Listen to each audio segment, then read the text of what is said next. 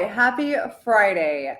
The last series of the 2025 season is upon us. Welcome back to Cardinal Territory, the official St. Louis Cardinals podcast of the Foul Territory Network, coming to you live from Wrigley Field. I'm your host, Katie Wu. If you missed today's game, you didn't really miss much, but let's just start with the news. Mason Wynn underwent successful surgery to repair his torn meniscus Thursday in Dallas. It went as expected per manager Ollie Marmol, so Mason should be a full go for spring training. Matthew Liberatore has been shut down. He will not make his final scheduled start. Michael McGreevy starts Saturday. Kyle Leahy will get the start Sunday in what will be a bullpen game. Expect the team to stay away from Brendan Donovan this series. He's basically for emergency use only. That groin tightness is plaguing him a little bit. Nothing that needs to be addressed in the offseason, just rest and recovery. So with the Cardinals eliminated, no reason to push Donnie for any reason. Let's go back a little bit, though, to Matthew Liberatore.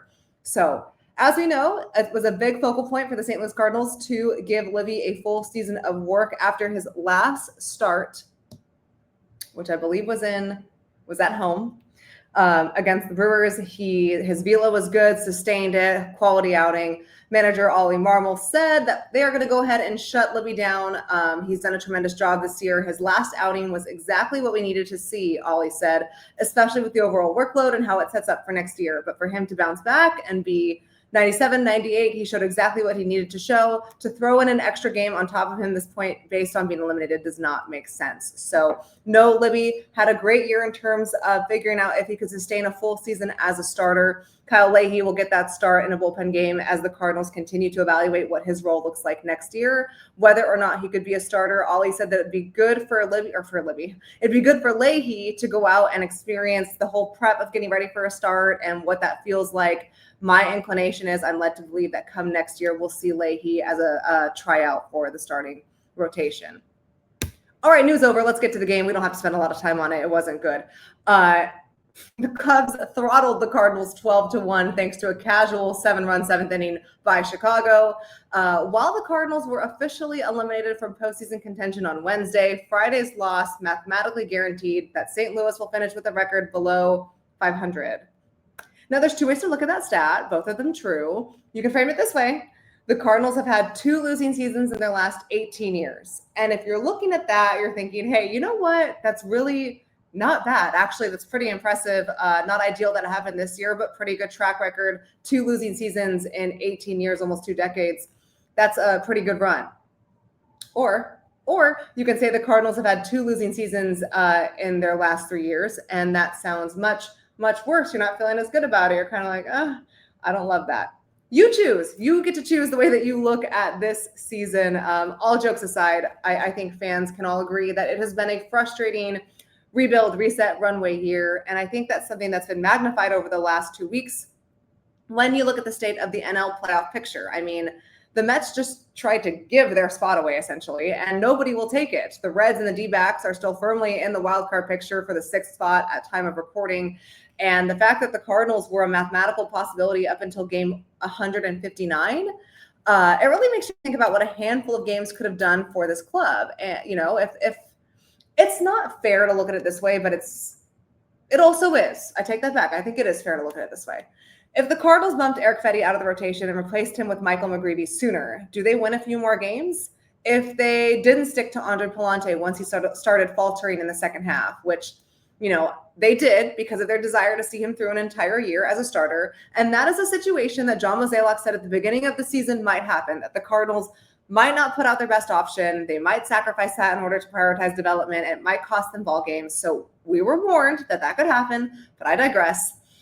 If this team simply plays better the first 2 weeks of July, does Mozeliak keep one of the top 3 relievers? Does he keep Helsley, get rid of Mats Maton? Does he keep one of the other? Gives them somewhat of a chance? I think these are questions that are going to haunt the organization as they look at this season. I'm not saying the Cardinals deserved to be a playoff team this year. Ownership and the front office made it very clear that wasn't the top priority this year, but a couple of reverse decisions might have changed their destiny. We'll never know. Speaking of changes in destiny, there are player futures in question. And in the last series in San Francisco, both Nolan Arenado and Sonny Gray spoke to the offseason, the winter, and what that could look like. So we'll break down what both players said after a quick message from DraftKings.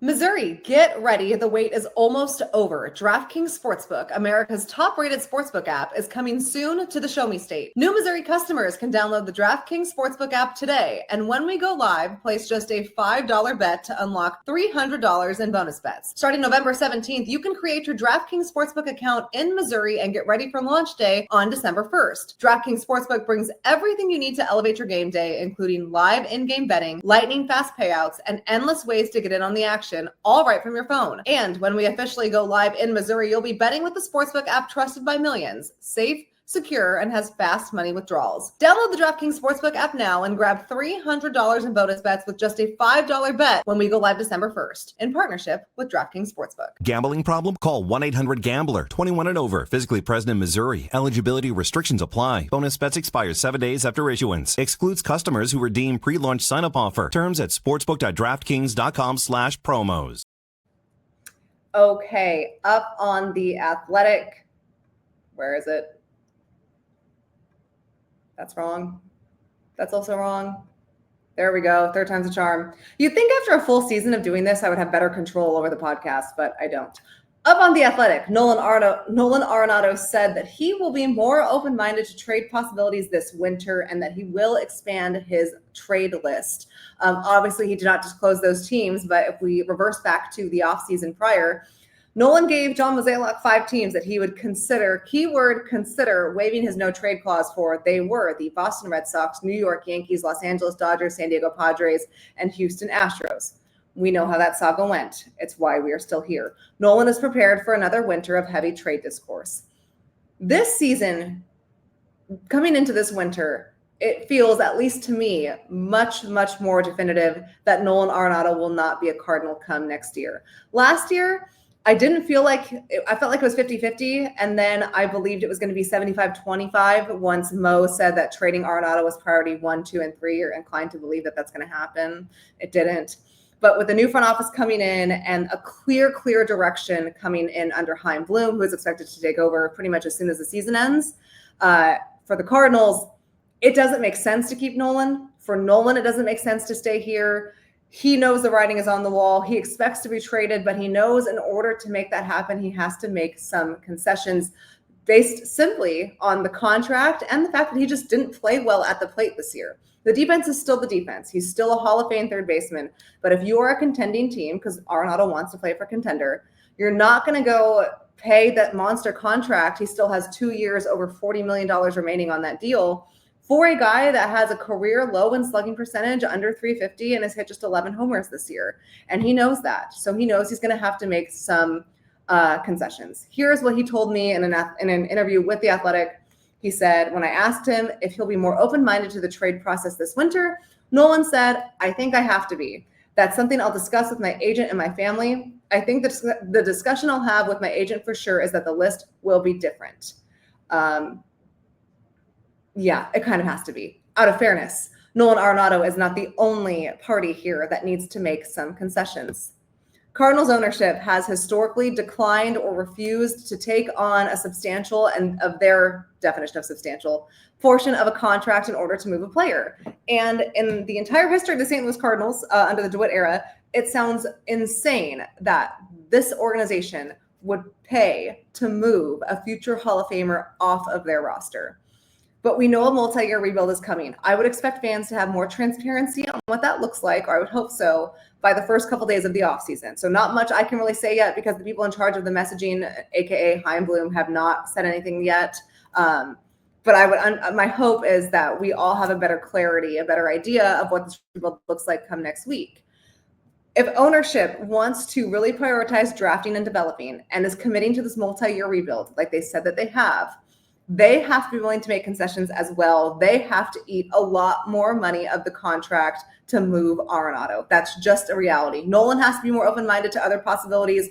Ownership has to take on more money of that contract. Otherwise, we are sitting here in an absolute mess come 2026. This went about as well as it could in terms of the player and the organization handling this without any drama.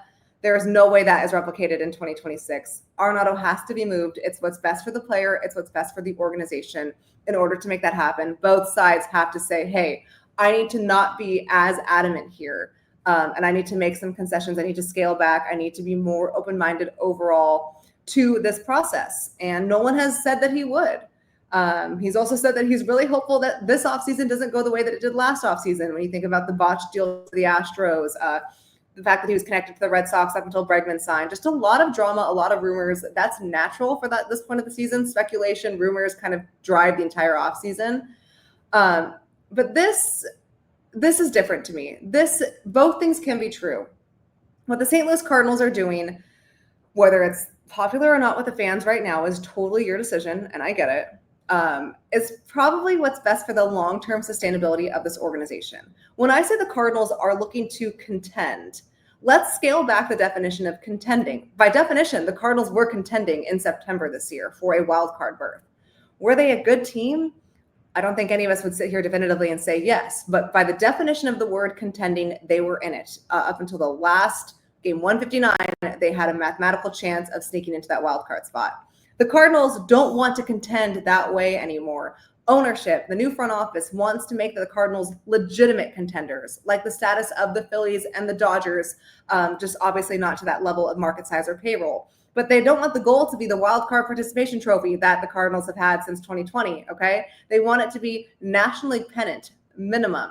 Like back to when the Cardinals in their 2010s were doing Cardinal things. That's what they want to return the level of contention to. So that's going to take time. If they're going to commit to that multiple years, because it's going to take 2, 3, 4 seasons to get there, when you look at the overall minor league system and the current players on this team, that does not fit into Nolan Arenado's timeline. He'll be 35 next year. It's best for him, who wants to go play for a contender, to go find a contender to play for. And it's best for the Cardinals to offload a 34-year-old third baseman and create room for players like JJ Weatherholt, for Thomas Sajaci. Where's Nolan Gorman going to play? Like, those are questions that they'd hope they'd have answered this year, but weren't able to. So they need to move Nolan in order to make that happen.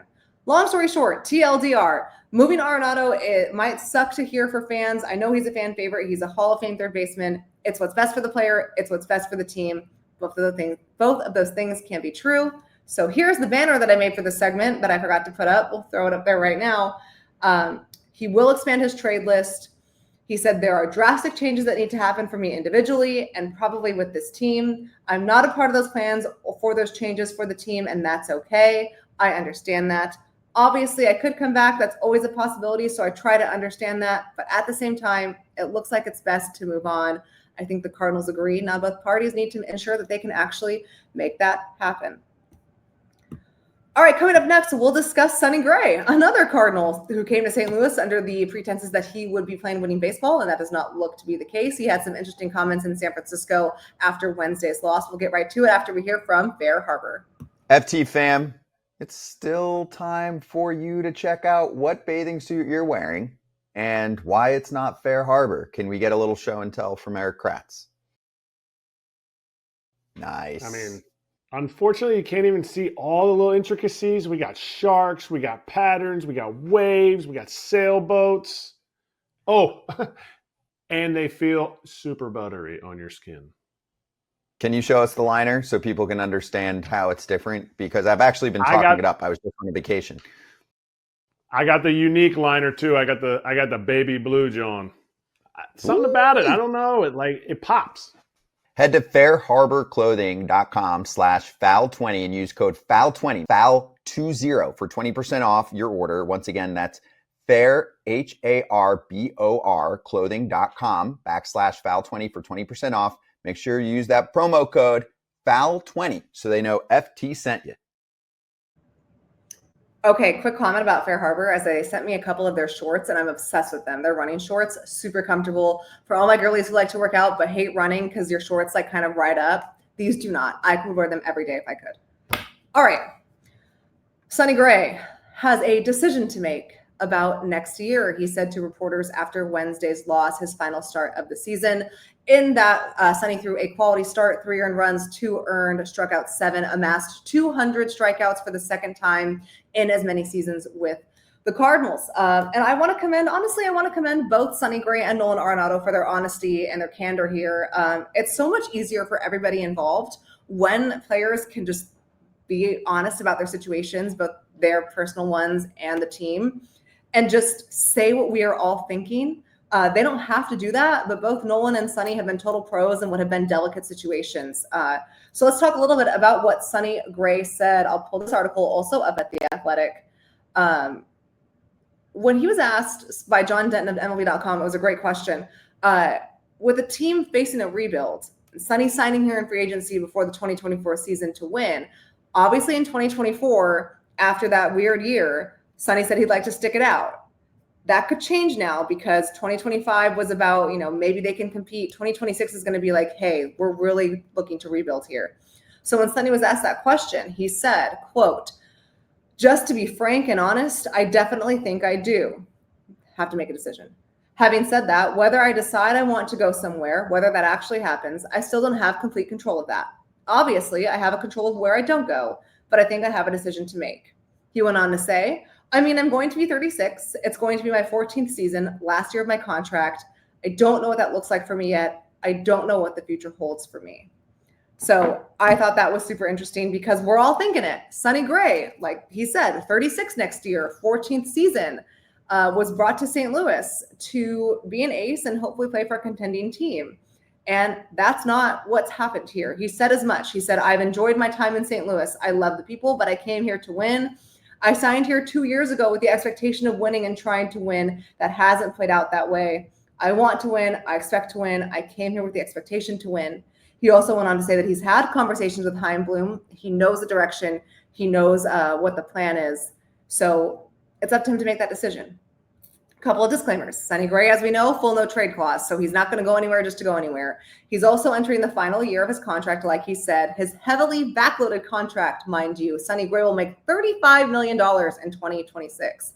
However, if he decides to be traded, and my gut feeling, I've said this for the last couple months now, is that he will decide that. I'm not worried about the Cardinals finding a suitable trade partner. I don't see this being a Nolan Arenado situation at all. One, because this is the most important reason, starting pitching is so coveted and in such high demand.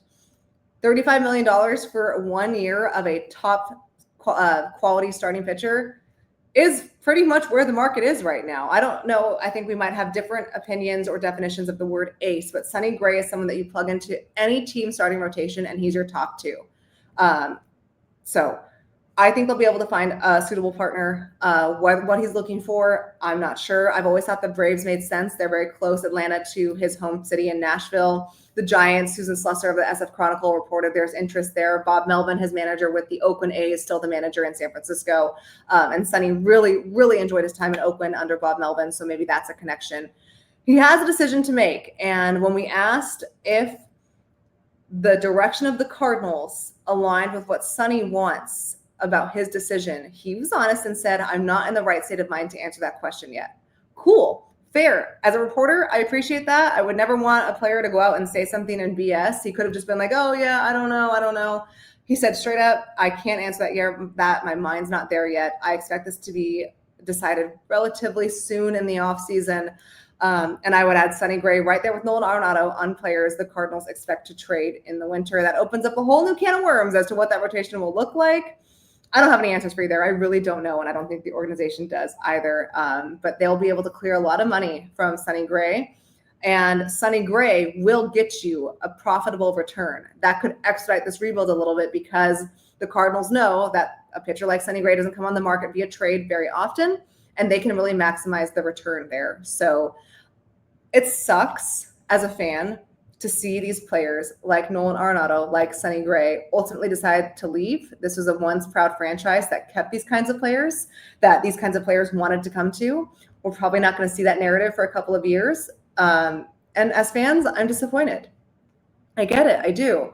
But this is the nature of the rebuild. Again, it's not a full tear down, though these trades make it seem that way. It's probably just what's best for the organization from a payroll standpoint and from a personnel standpoint. Both of these players were brought to St. Louis with the expectation to win, and that just hasn't happened here. One more player that we haven't heard from that absolutely fits this bill is Wilson Contreras, who is with the team in Chicago. We saw him today. He has said that he will speak to reporters this weekend about what his decision will be. If he, like Sonny Gray, would consider waiving his no-trade clause. If he, like Nolan Arenado, will be open-minded to a trade. We don't know yet. I do know that he had conversations with Chaim Bloom in Chicago on Friday, so he also has a better understanding of what the future is and what his role could be going forward.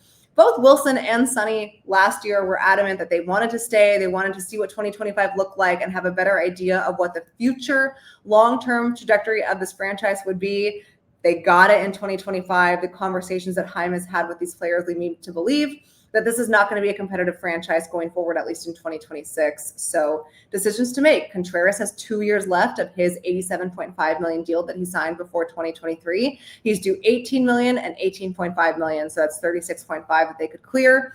If he decides to stay, he's proven that he can be an impact bat, set a career high in RBI, 20 plus homers, stayed mostly healthy. I'm not as convicted that Contreras will be traded or wants to be traded, but we'll certainly have more answers to that by the weekend. So that's a wrap from this Friday afternoon edition of Cardinal Territory. I'm going to go to happy hour in Chicago after that game. I think we all need it.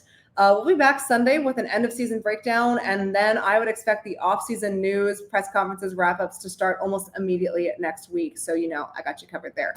All right. Just me here. This is another episode of Cardinal Territory. Stick in, guys. We got 2 more games left of the season, and then I think we will hit the ground running in terms of this winter. Thanks as always for watching. We'll talk soon.